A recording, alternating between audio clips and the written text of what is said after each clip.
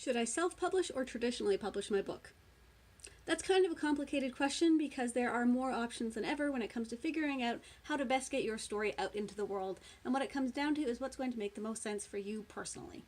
If you're the kind of person that likes to set your own pace and prefer to have control over your projects, self-publishing might be the way to go for you. Or if you're the kind of person that thrives on guidance and big book communities, maybe traditional publishing is the way to go for you.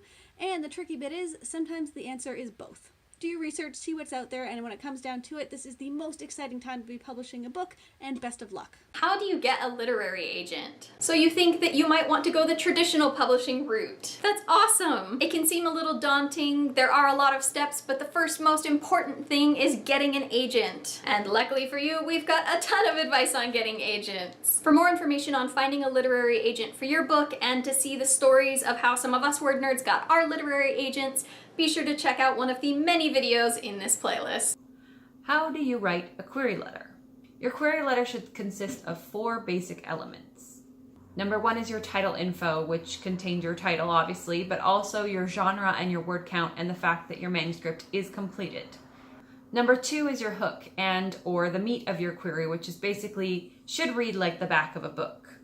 This should include conflict, character, and stakes. So who your character is, what they're fighting for, and what happens if they don't get that thing.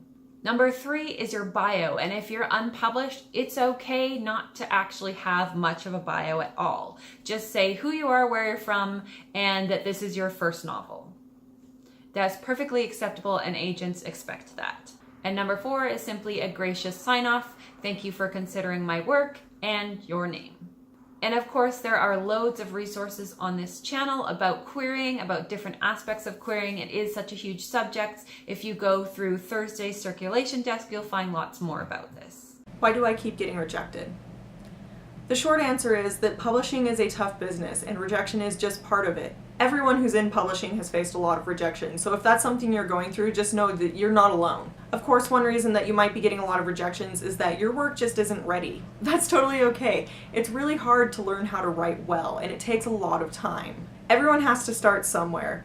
You don't learn to write overnight, and if you're still learning, everyone has to go through that. And just because you're still learning doesn't mean that you don't have the potential to be a great published writer someday. This learning process can be especially frustrating when you get to a phase where you're almost there but just not quite. But like I said, everyone goes through it. Just stick with your writing.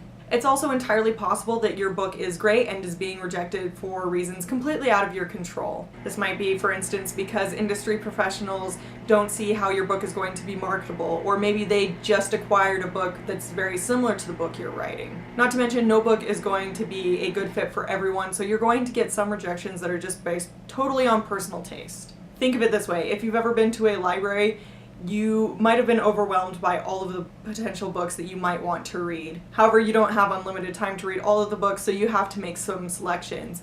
The same is kind of true for any industry professionals, whether that's agents or editors, publishers, whoever. They only have so much time, so they have to be very selective in which books they choose to represent or to publish, and that means that a lot of good books get rejections. The good news is there are a lot of really awesome, supportive people in the writing community who can help kind of get you through all of those rough rejections. Like I said, we've all been there. So if rejections have you down, keep working on your craft, just keep making your writing better and better and better. You can also check out some of the other videos that the WordNerds have about motivation and staying positive during the tough parts of the writing journey.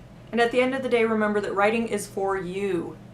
Doesn't matter how many rejections you get if you just remember how much you loved writing in the first place and keep writing for you.